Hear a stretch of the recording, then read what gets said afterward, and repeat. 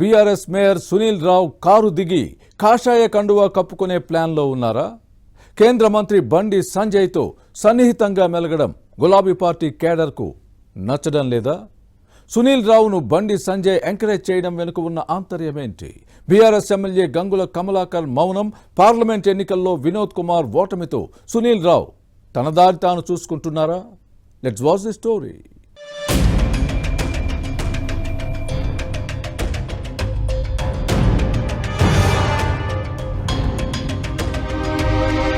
Karimnagar mayor Sunil Rao వ్యవహార శైలి BRS పార్టీలో చర్చనీయాంశం అవుతోంది. ఇటీవల బీజేపీ ఎంపీ కేంద్ర మంత్రి బండి సంజయ్ జపం చేయడంపై పొలిటికల్ సర్కిల్స్ లో హాట్ గా చర్చ సాగుతోంది. ఒకప్పుడు బండి సంజయ్ అంటేనే ఒంటి కాలిపై లేచి తీవ్ర విమర్శలు చేసేవారు. కానీ ఇప్పుడు చట్టాపట్టాలేసుకుని తిరగటం పైన భిన్నాభిప్రాయాలు వ్యక్తం అవుతున్నాయి.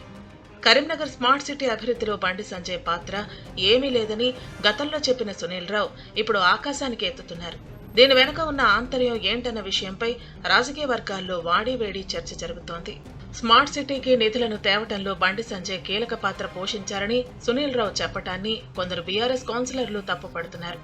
ఈయన రెండోసారి ఎంపీగా గెలిచి కేంద్ర మంత్రిగా బాధ్యతలు చేపట్టిన తర్వాత సునీల్ రావు వైఖరిలో మార్పు వచ్చింది.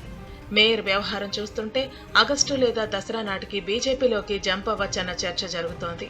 ఇటీవల కరీంనగర్ కార్పొరేటర్లతో సమీక్ష నిర్వహించి బండి సంజయ్ను సన్మానించడం రాజకీయ దుమారం రేపింది.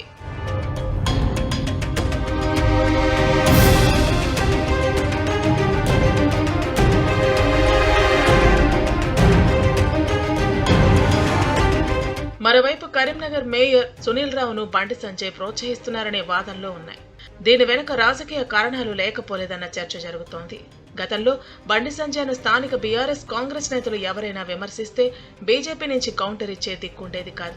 చివరికి తనపై వచ్చిన చిన్న ఆరోపణలకు స్వయంగా తానే క్లారిటీ ఇచ్చుకోవాల్సిన పరిస్థితి ఏర్పడింది.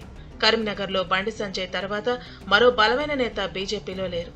దీంతో సంజయ్కు క్షేత్రస్థాయిలో ఇబ్బందులు తప్పటం లేదు. ఈయనపై వచ్చే విమర్శలను తిప్పికొట్టడంలో స్థానిక బీజేపీ క్యాడర్ విఫలమవుతోంది. అందుకే బీఆర్ఎస్ కు చెందిన సునీల్ రావును ప్రోత్సహిస్తున్నారని టాక్. రేపో మాపో సునీల్ రావు బీజేపీలోకి వస్తే రాబోయే మున్సిపల్ కార్పొరేషన్ ఎన్నికల్లో కమలం పార్టీ బలపడే అవకాశం ఉంటుంది. ఈ కారణంగానే బండి సంజయ్ కరీంనగర్ మేయర్ సునీల్ రావుకు లిఫ్ట్ ఇస్తున్నారని పొలిటికల్ సర్కిల్స్ లో వినిపిస్తోంది.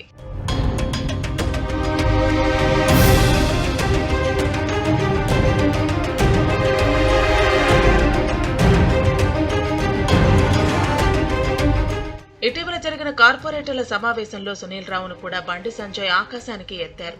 కారు దిగి కాషాయ కండువా కప్పుకునే స్ట్రాటజీలో భాగంగానే ఇలా చేస్తున్నారన్న చర్చ జరుగుతోంది.